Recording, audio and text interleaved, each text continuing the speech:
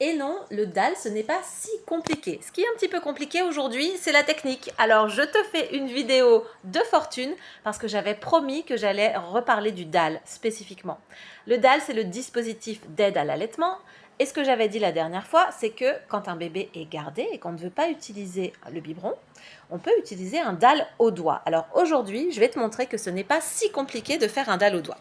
Pour faire un DAL, il te faut un contenant, biberon ou petit pot et une sonde, comme celle-ci.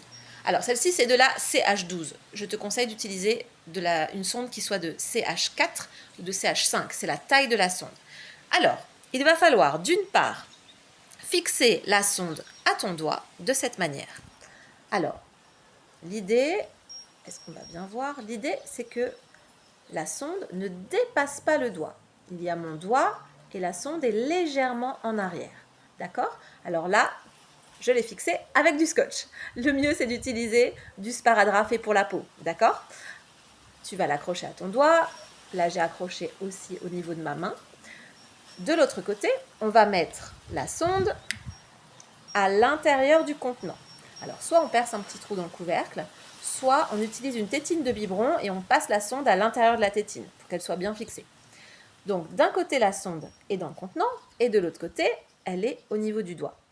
Très simplement, l'idée, c'est d'aller proposer le doigt au bébé pour qu'il le tète et qu'il puisse avoir le lait qui arrive en même temps. Donc, dans ce contenant, idéalement, c'est du lait de maman, c'est ton lait maternel que tu auras extrait, exprimé, et que tu auras mis dans ce contenant. Alors, comment ça fonctionne? Il y a une histoire un petit peu de vase communicant. Plus je vais mettre le contenant en hauteur, et plus le lait va arriver facilement dans le tube. D'accord? Plus le contenant va être bas, plus bébé devra faire un effort pour téter. Alors l'idée c'est qu'il fasse un effort parce qu'il doit entraîner sa succion-déglutition. C'est important pour la suite. Donc, plus le contenant est bas, plus il va devoir fournir un effort pour téter au niveau du doigt et donc au niveau de la sonde. Bien sûr, le DAL peut se faire au sein et dans ce cas-là, c'est pareil. On va accrocher le petit tube sur le côté du mamelon, sur le dessous, pas sur le dessus, et bébé va téter. D'accord? Donc, s'il a un petit peu de mal, pour l'aider, en fin de tétée par exemple, quand il commence à être un petit peu fatigué, ou en démarrage pour lui montrer que c'est bien du lait qui va arriver, on peut mettre le contenant un petit peu plus haut et ensuite l'abaisser. Il va falloir jouer avec cette hauteur, mais c'est quelque chose qui vient très facilement. Alors, pour avoir les mains libres, alors je suis un petit peu embêtée par la technique moi aujourd'hui, mais pour avoir les mains libres, l'idée c'est d'accrocher le contenant autour du cou quand tu es seul, si tu es la maman ou si tu es la personne qui garde le bébé. Tu peux accrocher ça autour de ton cou avec n'importe quel cordon, ficelle, voilà, tout ce qui peut servir à passer autour de ton cou.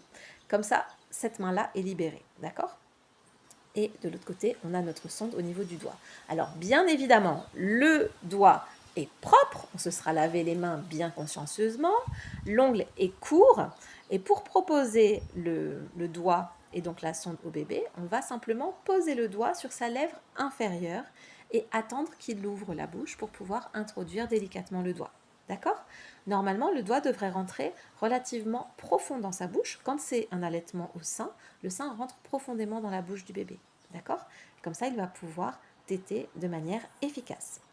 Je t'ai mis en description toutes les références de sondes, tous les éléments supplémentaires dont tu auras besoin. Alors, dis-moi maintenant, à ton avis, est-ce que c'est compliqué le DAL? Est-ce que ça te semble irréalisable ou est-ce que finalement ça dédramatise un petit peu la situation? N'hésite pas à me le dire en commentaire. Je te souhaite une merveilleuse parentalité.